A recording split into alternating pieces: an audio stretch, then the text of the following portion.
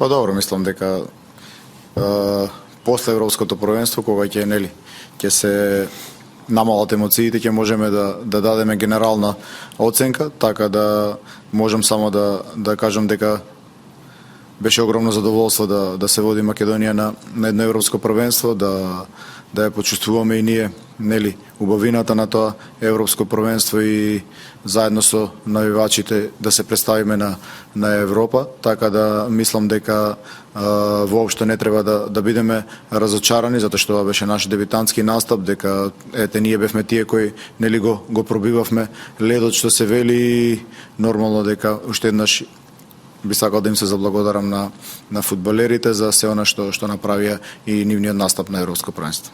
Не, јас никогаш нема да ги коментирам судиите, тоа е го оставам на оние што се задолжени за сето тоа, така да нема и овој пат да коментирам за тие судиски одлуки. Само ќе кажам дека како човек и како тренер нормално е да поставите таква цел, затоа што зашто би оделе пред европското првенство ако не за да постигнете добар резултат.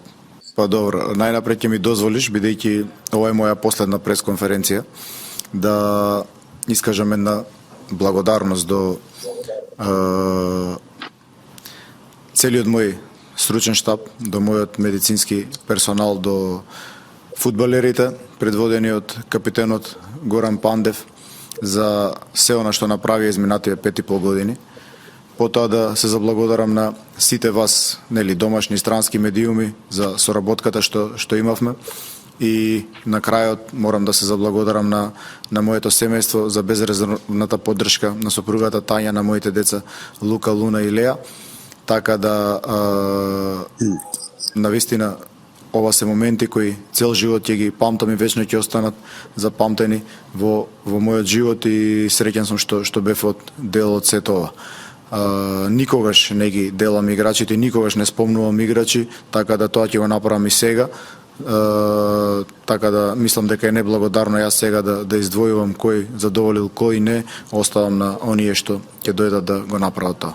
Да, мојот договор и професионален ангажман завршува на 31.7. и ова е мојата последна професионална обврска, така да кажав дека ова е моја последна пресконференција.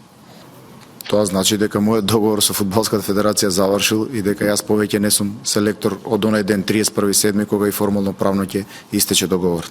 Не само за него, значеше за цела Македонија, затоа што ова беше моментот кога го испраќавме нашиот великан, човекот кој не задолжи со неговата фудбалска кариера и човекот што не задолжи со се она што го има направено за фудбалот во Македонија.